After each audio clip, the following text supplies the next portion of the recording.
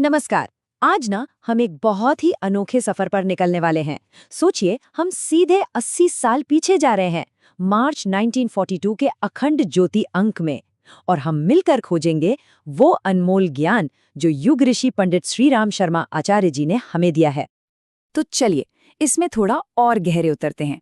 देखिए, 1942 का वो दौर, दुनिया एक बहुत बड़े संकट से गुजर रही थी। और आज भी हम सब अपनी अपनी जिंदगी में किसी न किसी चुनौती का सामना कर ही रहे हैं, है ना? तो ये देखना बड़ा दिलचस्प होगा कि ये 80 साल पुराना ज्ञान आज हमारे लिए कितना रेलेवेंट है, हमारी उलझनों को सुलझाने में कैसे मदद कर सकता है। अच्छा, तो हमारी ये जो पूरी यात्रा है वो 6 हिस्सों में बटी हुई है। हम बिल्कुल शुरुआत से, मतलब ज्ञान की नींव से शुरू करेंगे, फिर परमात्मा से जुड़ने की बात करेंगे और आखिर में देखेंगे कि एक मीनिंगफुल लाइफ, एक सार्थक जीवन कैसे जिया जा सकता है। तो चलिए शुरू करें।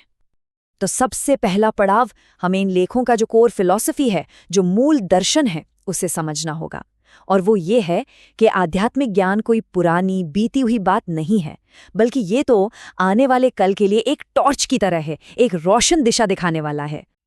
देखिए, ये पत्रिका रामकृष्ण परमहंस और योगी अरविंद जैसी महान आध्यात्मिक हस्तियों से प्रेरणा लेती है। और कमाल की बात यह है कि उनकी जो गहरी शिक्षाएं हैं ना, उन्हें बहुत ही आसान और प्रैक्टिकल तरीके से हमारे सामने रखती है। जैसे एक बहुत अच्छा उदाहरण है कि आज की इस भाग-दौड़ और तनाव भरी जिंदगी में ध्यान का अभ्यास हमारे मन को शांत रखने में कैसे मदद कर सकता है। अच्छा, तो अब सवाल ये उठता है कि इस ज्ञान को अपनी जिंदगी में उतारना शुरू कैसे करें? तो देखिए, इस रास्ते पर जो सबसे पहला कदम है, वो है परमात्मा के साथ अपने रिश्ते को, अपने कनेक्शन को एक नई नज़र से देखना, एक नई परिभाषा देना। अब ये जो पॉइंट है ना, ये सच में बहुत दिलचस्प है। ये एक फंडामेंटल चॉइस की बात करता है जो हम सबके पास है।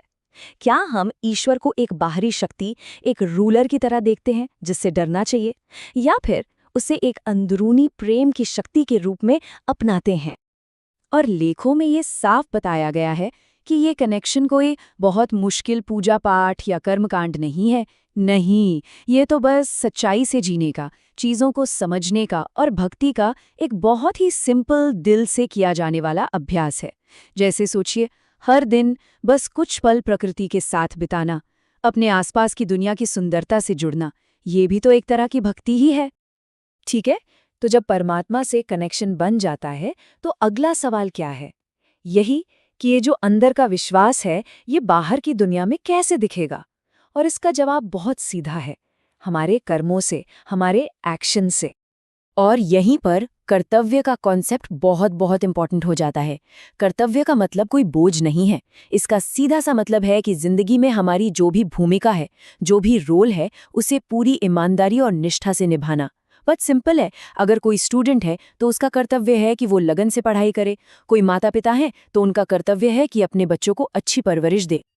और ये देखिए, यहाँ एक पर्पस ड्रिवन लाइफ, एक उद्देश्यपूर्ण जीवन जीने के लिए कितने प्रैक्टिकल स्टेप्स बताए गए हैं। क्या है वो? न्याय के लिए खड़े होना, सबके साथ मिलकर चलना, खुले दिल से देना और एक अच्छा सदाचारी जीवन जीना। और सबसे अच्छी बात, ये वो कदम है जिन्हें हम सब आज अभी से उठा सकते हैं। चलिए अब थोड़ा और अंदर चलते हैं, अपने भीतर, क्योंकि असली बदलाव की जो नींव है ना, वो यहीं रखी जाती है। और ये नींव है आत्मशुद्धि की, इनर प्योरिफिकेशन की। इसका मतलब क्या है? मतलब है अपनी नेगेटिव हैबिट्स, अपने नकारात्मक विचारों का सामना करना और हिम्मत से उन्हें पॉजिटिविटी में बदलना। ये एक बहुत ही पावरफुल आइडिया है। सोचकर देखिए, इसका मतलब है कि हमारी अंदरूनी खुशी या दुख की जो अल्टीमेट रिस्पॉन्सिबिलिटी है, वो हमारे ही हाथों में है। हम अपनी हालत के लिए बाहर के सर्कमस्टेंसेस को ब्लेम नहीं कर सकते। सच तो ये है कि हम अपने विचारों और अपने कर्मों से ही अपनी दुनिया बनाते हैं। और ये जो रास्ता है ना, पिशाच से देवता तक का, ये एक पूरा प्रोसेस है।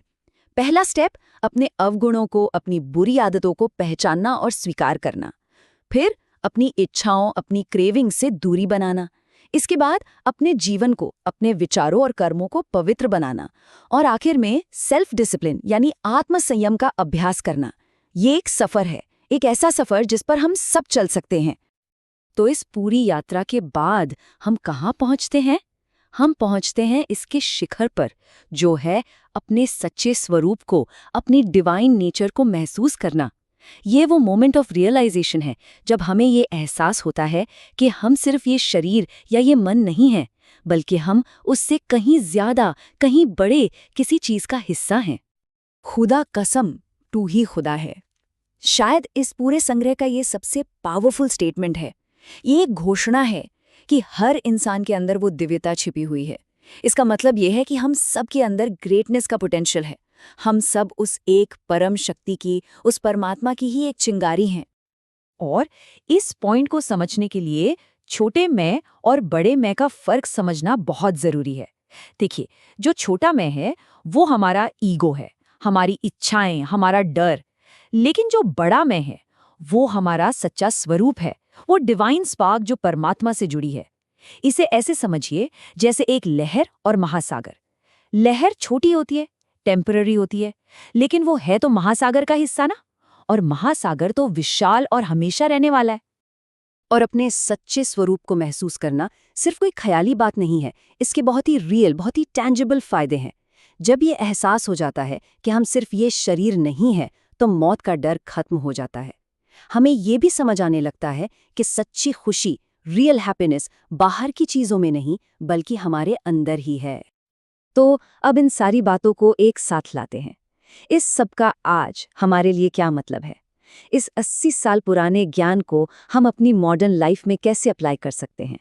चलिए, इस पूरे ज्ञान का एक प्रैक्टिकल ब्लूप्रिंट, एक नक्शा तैयार करते हैं। तो ये रहा वो ब्लूप्रिंट, एक सार्थक जीवन का पूरा खाका। ये पूरी यात्रा का निचोड़ है, एक क्लियर गाइड जिसे हम फॉलो कर सकते हैं। तो चलिए जल्दी से देख लेते हैं। परमात्मा से एक आंतरिक प्रेम की शक्ति के रूप में जुड़ना, अपने हर काम को कर्तव्य, न्याय और एकता की भावना से करना, खुले दिल से देना और सदाचारी बनना, मन को बुरी आदतों से शुद्ध करना, अपने अंदर की दिव्यता को हमेशा याद रखना, खुशी की प्रैक्टिस करना और बिना डर के जीना। और हाँ, जो काम आज करना है उसे आज ही करना। और मैं आपको इसी एक अंतिम सवाल के साथ छोड़ना चाहता हूं। ये ज्ञान एक 80 साल पुरानी चाबी की तरह है। अब सवाल ये है कि आज ये हम सबके जीवन का कौन सा दरवाजा खोलेगी? इस विश्लेषण में शामिल होने के लिए आप सबका बहुत बहुत धन्यवाद।